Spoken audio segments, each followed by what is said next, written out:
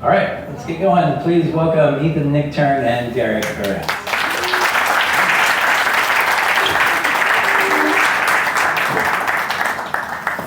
Pleasure, Ethan. We've now meeting in person. As we were talking before, I worked with Ethan's father about 20 years ago in New York City. So we have shared circles for a long time, and we've been social media buddies, talking about the existential threats we now face as a culture. But I'm happy to talk about something that is very dear to me tonight, which is Buddhism. I have a degree in religion, and I don't have a religion, but my favorite is always Buddhism. But I'm not a practitioner. I am a secular American guy who likes some of the concepts. So when I received Ethan's book, I was at first surprised by the concept of confidence being what it leads with. And it made sense once I started reading it, but I would love to hear why you chose confidence to focus on in your book.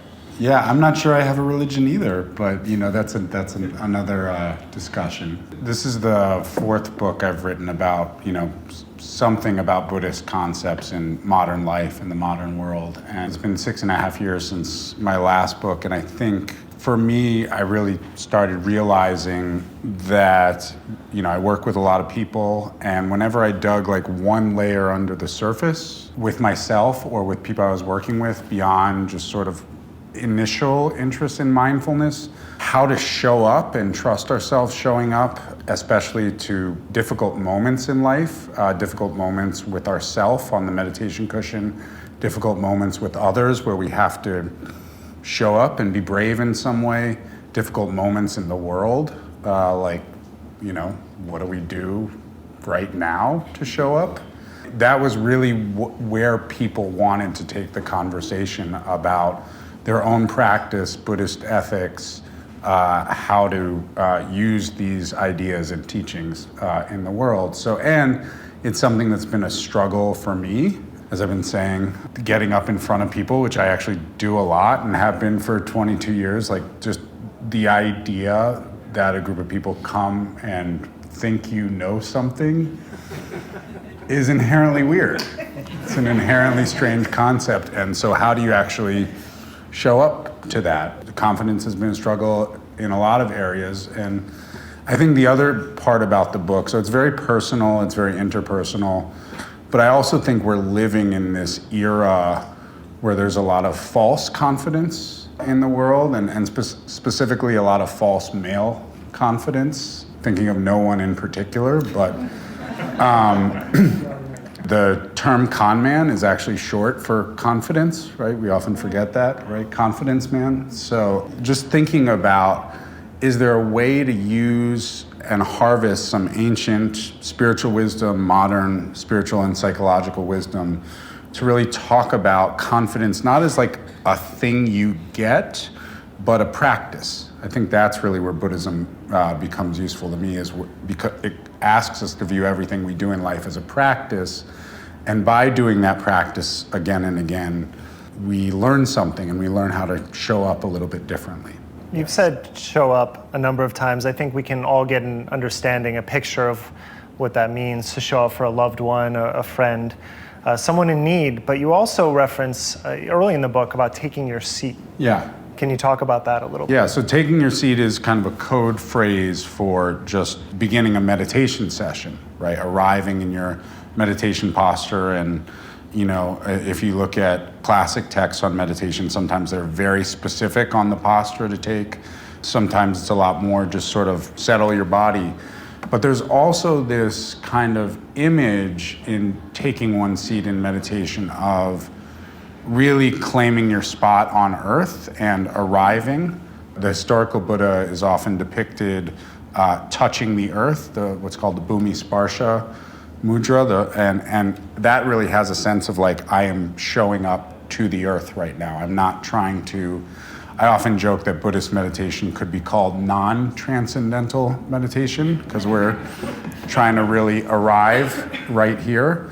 One of my teachers said you can view your meditation seat as like a flight simulator for the rest of your life, right? So you take your seat, and then your experience kind of starts knocking you around a little bit, right? So thoughts, emotions, hopes, fears, just the difficulty of being with yourself, the physical difficulties might come in.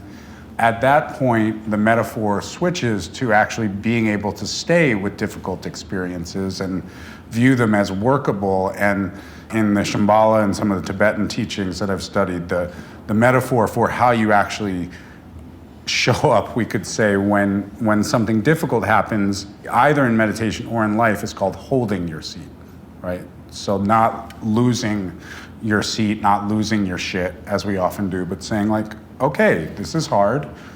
I can be here. I can work with it. Now, you mentioned the posture when Buddha was under the bo tree, touching the ground famously. And I've heard many interpretations of what Mara represented that evening. But you write that Mara is the inner critic, and I really appreciated that. How do you deal, well, first, can you explain a little bit about Mara to those who might not know, and then how do you deal with Mara? So Mara was the Buddha's, often depicted as a demon, sometimes just depicted as a voice in his head, but before his supposed awakening, while he's on that very difficult, what for him was a more solitary journey a lot of the time, appears basically just to tell him, in our lexicon, you suck at this, you can't do this, there's no point in you, attaining awakening, etc. As the Buddha becomes more and more awakened, it's not so much that he destroys Mara. One of the things I love about the voice of Mara is that after Buddha's awakening, Mara still exists as a character in his sort of more magical sides of the Buddha's narrative. And Mara visits him from time to time, and they have tea together, right? He doesn't pose any threat to the Buddha anymore. But I really think when you're looking at what to turn that into a psychological and less sort of magical realist story, Mara must have represented some kind of inner voice that kept bugging him. And so the inner critic, my teacher Sharon Salzberg, supposedly she tells this story when she's teaching a lot of a Peanuts comic strip. It's basically Lucy, who's a jerk, telling Charlie Brown, the problem with you, Charlie Brown, is that you're you. And Charlie Brown says, well, I don't know what I can do about that, right? So Sharon said that she playfully calls her inner critic Lucy, right? And so I was thinking about that I think there's been a lot of good work done giving character to those different parts or different voices. I'm thinking of something like internal family systems, which is a therapeutic method that I think has a lot of crossover, specifically with Tantric Buddhism. If anybody's seen the Inside Out movies, right, turning the emotions, the parts of us into characters, and that's just kind of an amazing thing. So just being able to name and give a little playfulness to all those little voices in our head, so that it's not that they're immediately disempowered, it's that they're given a little relationality to us that's a little bit more pliable and a little bit softer and more humorous. In my field of wellness and misinformation and conspiracy theories, I have a certain heuristic for identifying grifters in those spaces. How am I doing? This question will answer that. Which is, a true expert will tell you the limitations of their knowledge, and they will tell you what they know so far, with the understanding that the science or the medicine can change, because our understanding will differ. Whereas you brought up the con man, who always talks in definitives.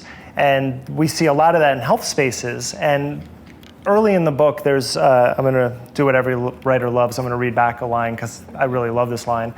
To remain open and available when difficulty arises is to make friends with and eventually transform your insecurity and fragility. So in this space where we are talking about the work showing up as a culture to fight for what's right, yet being people who are okay with admitting our fragility and insecurity when we're up against is this just wall of fake confidence. How do you navigate that terrain. Yeah, I love the idea of like what is an actual expert. I'm thinking right now, just because of the era that you worked with my father, one of my favorite yoga teachers from the old, now defunct Om Yoga Studio, which was above the Strand bookstore in New York, which reminds me a lot of Powell's. It's like East Coast, West Coast. Joe was a real expert, but if you asked him a question, he knew everything about anatomy, but he would always start his answer with, I don't know. And then he would go into like 3 different ways of looking at the pose you were talking about or the anatomical question as if all were somewhat correct, right? So he started with not knowing, but then he demonstrated that he completely understood the terrain that you were moving through, but also gave you multiple options, right? And I do think, for me, the premise of mindfulness is about increasing self-transparency, So the mastering, if we could say that, of mindfulness is that if anger is arising, anger is arising. If hurt feelings are arising, hurt feelings are arising. If, I'm nervous about tonight is arising, nervousness is arising, right? And you're noting each moment. You're not pretending certain moments aren't happening or others are always happening. I think false confidence, there's usually a non-transparency. I'm not going to tell you what's really going on. There's often, I think, in what I see in the grift, I don't want to make myself better than anyone because I think we all have these characteristics within us. But what I see in the grifter mentality is the one-way mirror becomes really important. Like, I'm going to show you your big problem in the history of psychotherapy, too, I have to say. I'm going to show you your stuff, but I remain hidden. That's not mindfulness. Mindfulness is here's what's happening on the dot. And, I love, there's a moment where I think it was Paul Ekman was at a conference with the Dalai Lama, and he called the Dalai Lama on moments of frustration and anger based on the facial expressions he was making, and it just made the Dalai Lama laugh because he was like, of course, yeah, anger, of course. But I think that part is really important. That's also why, my last book was this weird homage to pop culture narrative through The Princess Bride mixed with a Buddhist book on relationships. And, the premise of the book was there's no such thing as a relationship expert because a relationship is 2 people, and you by definition, you can't expert the other person, right? It's hard to expert yourself. That's what our practice teaches us. So I think it's that, like the staying hidden. I think that's also, I have to say, like, I'm a very progressive person, but I think across the political spectrum, I think what frustrates people is when leaders, it feels like they're hiding their true selves. And I do oddly think, it's still a minority of this country, and I think it will remain that, but like the guy who lied 30,000 times while in office seems more authentic because there's something about him not hiding himself that is compelling for people. And I haven't quite figured out how it works, but like the guy who's constantly lying, and people, all his followers know he's lying constantly too. They actually did surveys, which fascinated me, that the percentage of people who approved of Donald Trump was a lot higher than the percentage of people who believed what he said. Like, we just have to think about the meaning of that, right? He seemed authentic. And he also gives them permission to lie themselves to themselves or in their own ways.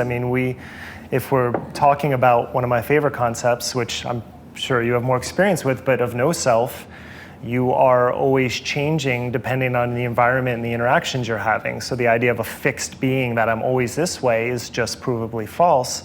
And so therefore people feel comfortable looking up to a guy who's like, I can just fuck off, that's great. Yeah, if there's anything I wanted to be, in modeling, because I think that is what, when you have some level of platform, et cetera, and I talk about that in one of the pairs of worldly wins of having influence, or there's one of the 8 worldly wins is or 2 of them are the pair of fame and insignificance. So any level of influence that you get, what are you modeling to others? So, to the extent that I can model just being like, I don't always know, and I don't always feel that great.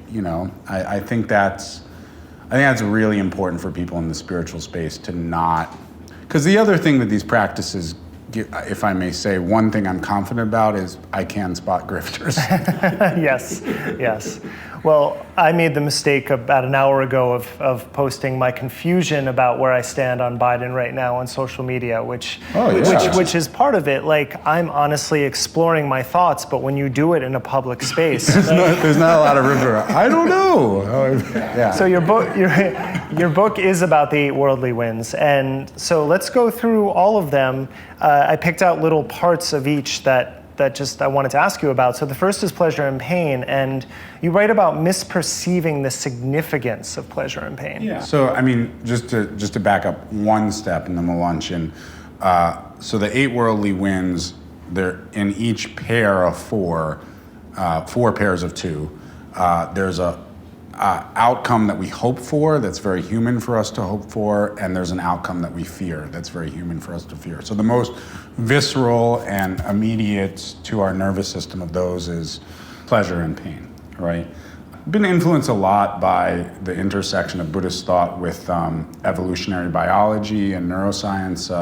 Rick Hansen, I think, has been a really important figure and great person in this space. Basically, he talks about pleasure and pain as these signals from our nervous system to either approach or avoid a certain experience, but they often add a layer from our evolution of survival threat to them, right? So there's a kind of exaggeration of the meaning a lot of the time, right? Like, you feel like, I need that chocolate chip cookie and then I will be saved. Right. Nobody ever goes into a chocolate chip cookie thinking about the next time you're going to need a chocolate chip cookie, right? You can put in more addictive, pleasant substances there too if you want. And same thing, I talk about kind of funnily the experience of being on a long meditation retreat, and it was August, and there were flies in the meditation hall, and I remember just being like, I am gonna hold my seat with this. Like, I am not gonna shoo a fly. I am not going to. And I remember there had been a fly there, and then it flew away. And what was left was the itchiest sensation of all time. And I remember the thought arising in my mind. I don't know if anybody's ever had this thought with an itch in meditation. If I don't scratch this itch, I will die. Does anybody? Yes. So that's an exaggeration, right? That's your nervous system sending you a signal of survival threat. And so there's, I talk about on the pleasure side, there's a kind of mirage of hope, right? That if we get the outcome that we want this once, we'll be saved. So there's an exaggeration in hope, and then the exaggeration in pain, which obviously can be distorted if we have trauma or something like that, and that's a sort of separate, important, very important subset of this conversation. But there's always a false threat in pain, right? If I don't move my body right now, it's going to break, right? The next one is praise and blame, and you note that most of us don't receive either criticism or compliments well. And again, that's starting with myself, but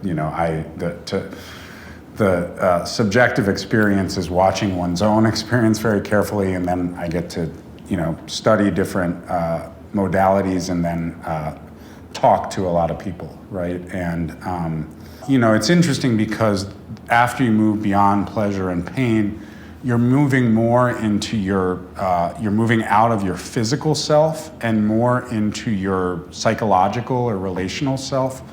So with praise and criticism, we're moving into sort of our relationship to other people or our relationship to groups, right? And our survival instinct goes from physical survival to, I need to be well regarded in this relationship or else I won't be okay. Being criticized is hard, or feeling criticized is hard. And I've noticed it never like gets easier per se, just like pain never stops being painful. And the studies actually demonstrate that there's a long study in the book, but that if you do more mindfulness practice, you will actually feel pain more when it's happening. That's the part where you said the monks also, they don't anticipate it in the same way that other people do, though, but they feel it more intensely. They don't anticipate and they don't perseverate, right? And also that would, the flip side of that data, which wasn't done, would probably mean, and this is my experience, they would feel pleasure more acutely too. If they were eating a chocolate chip cookie, they would taste the chocolate chip cookie much more than somebody who wasn't paying attention. You do write about cookies a lot.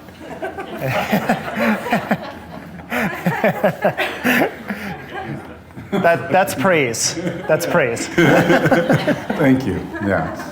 Maybe it's just a safe metaphor for the darker, pleasant metaphors. Yeah, so when you get into praise and criticism, there is this feeling of our relational self either being validated or attacked, the same way pain or pleasure could do that. And I think it's a mistake to say that in all of these that holding your seat would mean anything other than feeling it more, right?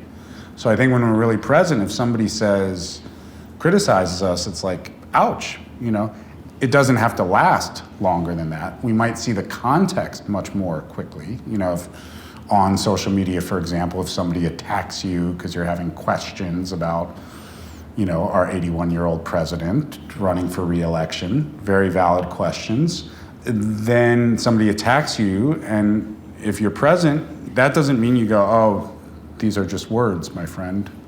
I am a Dharma master. I don't. It's like, oh, wow, okay, I feel attacked right now. That's not what I meant, right? But you can see the context maybe more clearly, right? You can say, oh, right, this person's scared. Everybody's scared right now. There's no context on social media. They don't know who I am. We're not friends, right? We haven't established any rapport. Yeah. But my premise is that confidence, if you really look at the 8 worldly winds, as you become more able to hold your seat, you actually feel them more, not less. So you've mentioned that pain doesn't go away, the sting of criticism doesn't go away.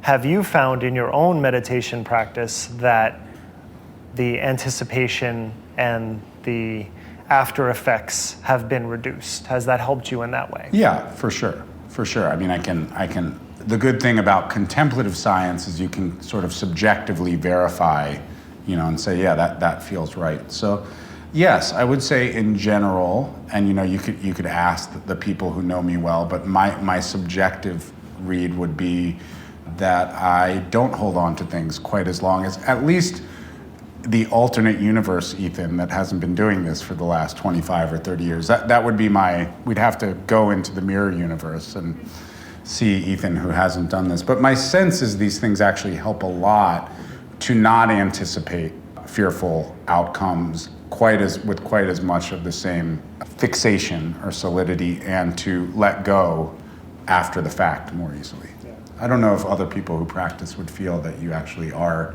a little bit better at letting go than you used to be.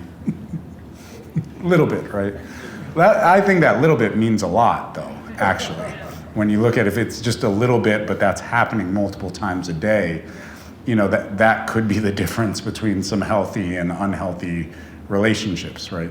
I remember reading Tim Ferriss's book, Tools of Titans, which is just a collection of interviews he does. And one he did with a gymnastics instructor whose name I'm not remembering, but something he said has always stuck with me, and that's in physical training, but you can extrapolate from that, is to always work on your deficits. Yeah. And you kind of write the inverse of that, because you write praise reminds us of what we don't need to work on. Yeah, I mean, I think a lot of times, like I remember when I got into yoga because of my former stepmother, I remember that before that, there was a time in college when I had gone to the gym with my high school friends when we were home for the summer, because I was like, it felt very male, and I was like, that group of friends, that's where they were going. I was like, all right, I'll try that. And I remember moving around the gym, you always kind of focus on the places that you're already strong, basically out of insecurity.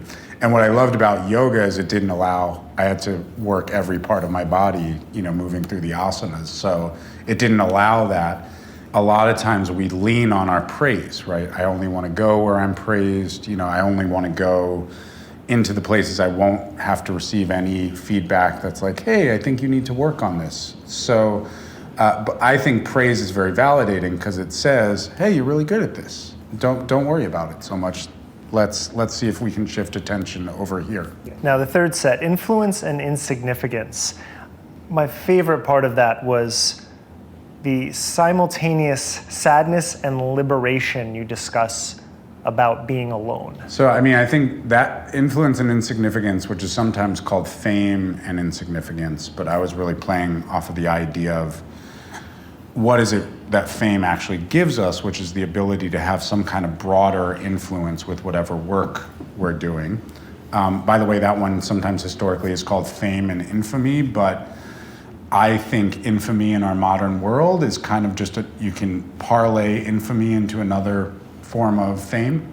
Again, not talking about anybody in particular. The example I like to use for that one is the rapper Eminem. Nobody ever talked about how controversial they were more than Eminem, right? Insignificance, I think, is interesting because that's really the one that, like, we fear the idea that we're not going to be known and we're not going to have influence at a certain point. And the fact of the matter is, you know, when you look at the truth of impermanence, I call that the second death, the first death being your physical death, and the second death is when nobody knows you exist, right? And that happens to everybody, right? I mentioned, you know, like, even if you're able to be remembered for thousands of years, you're probably going to be misremembered, right? I mean, Jesus became a different race at a different point. Talk about being misremembered, right? Being willing to be alone with oneself and actually inhabit that fear is an important part, because when we go seek to have some recognition for what we're doing, it's not just coming out of this sort of difficulty inhabiting the experience of maybe I'm going to be alone for a little while. So we don't just seek followers or likes to just try to escape that, it's just me. Maybe nobody's checking up on me right now. Maybe I could inhabit that for a moment. Yeah, part of my career was teaching yoga for 17 years, and that was also included teaching people how to teach yoga for a while. And I remember, I think one of the biggest blocks that I would see people confront is when I called for a practice of meditation on death. Because when I first started learning about that in college, it just hit me really hard. And you write about there being no better way to work with impermanence than to contemplate death. And yet I can understand why that would be challenging for people. Yeah, I mean, that's maybe one of the benefits of having two older presidential nominees is there's at least a little bit of celebration of, like, oh, you know, I mean, I really think we should have supermodels, you know, in their 80s and 90s, but we don't, right? We kind of push all of that away, and when you actually say this body will be a corpse, you know, as one of the classic Tibetan contemplations, death is real, it comes without warning, this body will be a corpse. There's never been a human that's not true for, right? So it's kind of weird that it's considered morbid if it's something like we're all gonna, here's a little secret that happens to everyone, is a weird construction of a sentence, right? You write about success and failure, the fourth set. And you write about the dangers of envy and the comparative mind. Success and failure, I think, sometimes this one is just called gain and loss. And of the four pairs, this is kind of the most general, sort of to whatever our project is, right? It either succeeds or it fails. That could be your spiritual awakening, that could be your screenplay, that could be American democracy, right? There's this sense of hope for the project to succeed, fear that it fails. You know, I think we have a very odd relationship with success, and I wrote, again, to try to be transparent, just because I think we don't talk about envy nearly enough. You know, like comparing ourselves to others and secretly envying others. Again, when people actually talk about their experience, that is clearly the one we are all feeling. Maybe it's a New York thing, but I don't think so. We are all feeling so much of the time, but that sort of remains hidden. So I just shared the experience, this weird experience of the day that I succeeded the most or felt the most successful as a writer, which is I had this prestigious publisher named Farrar, Straus and Giroux, and they published their second book with me and gave me a decent offer, and it was this big kind of like mama I made it moment.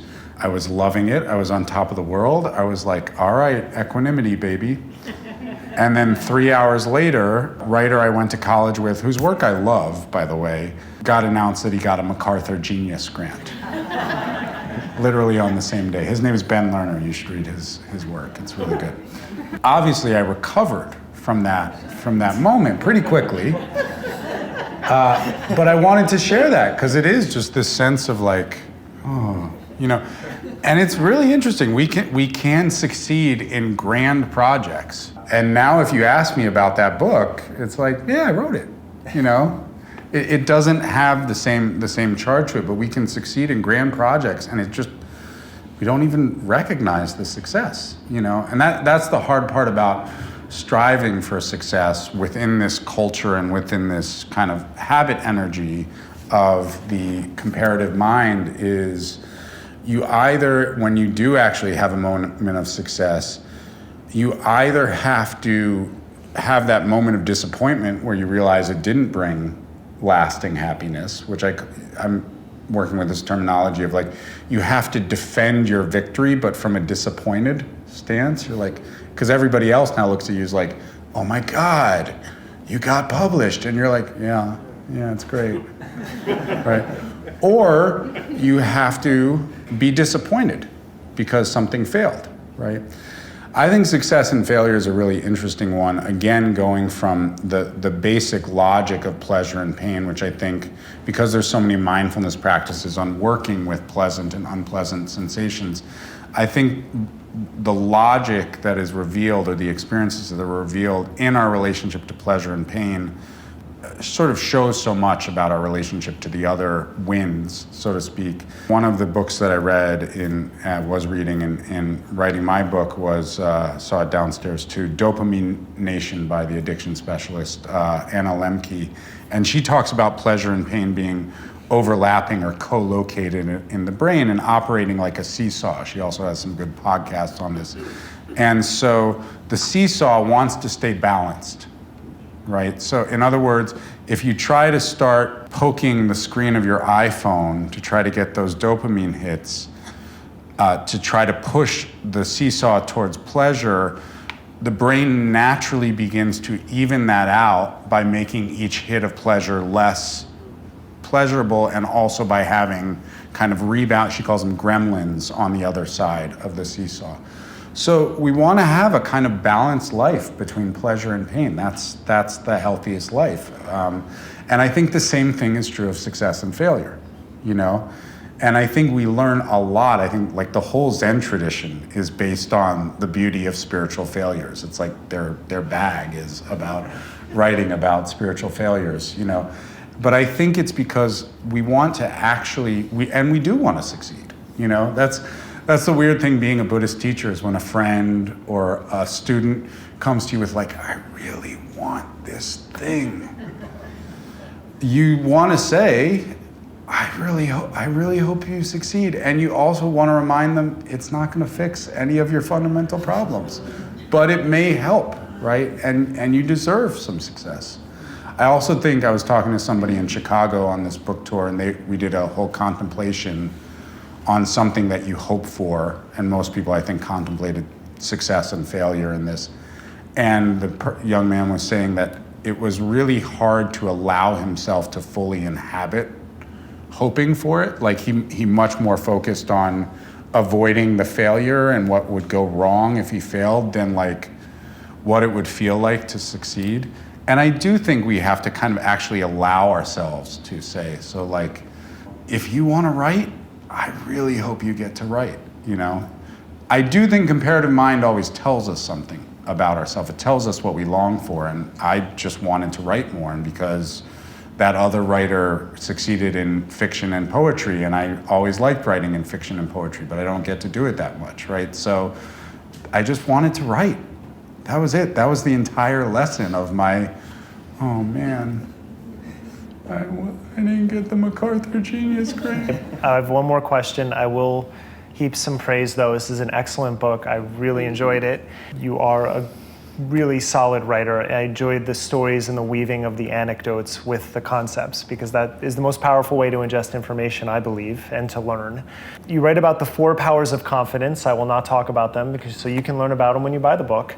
One of the powers is awareness, and one thing in those anecdotes that really struck me was you're grappling with the idea of awareness, being someone who had previously suffered from pretty bad seizures. Yeah. And I'd love for you to talk about that. Sure. Yeah. I mean, it was again an interesting moment where you express doubt, etc. So this notion that's woven into especially the tantric and what are called Mahayana Buddhist traditions, that we have a level of our minds that's unconditional awareness. So I had, between 5 and 4 years ago, during a 1-year period, had 3 pretty major grand mal seizures in bed and got diagnosed with epilepsy.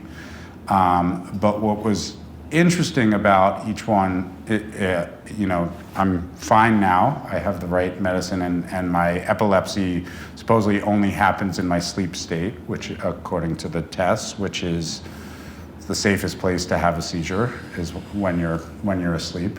So I feel very, very grateful and privileged. But seizures are very interesting because there's a period after the seizure, which is basically like an electrical storm in your brain, where you appear to be awake. It's called the post-ictal state, but you are not awake. Like, it's maybe pure limbic system activities. I was stumbling around my apartment, terrifying my 2-year-old daughter at the time.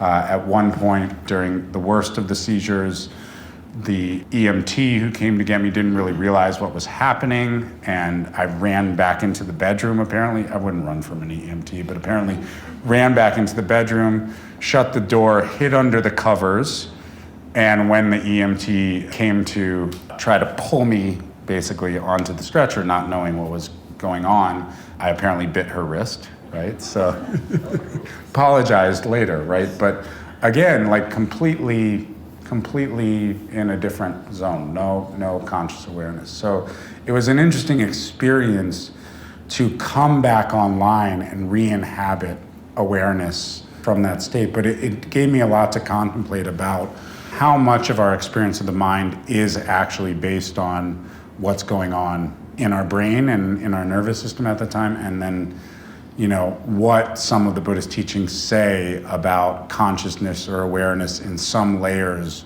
transcending, this particular embodiment. So it was an interesting, but I learned a lot. The term lunatic actually comes because in the Middle Ages, they thought that epilepsy was related to moon cycles. So, and people with epilepsy would act very strange in the time after a seizure. So Luna, moon, it was actually, that term is actually related to epilepsy. Thank you, Ethan. Thank you.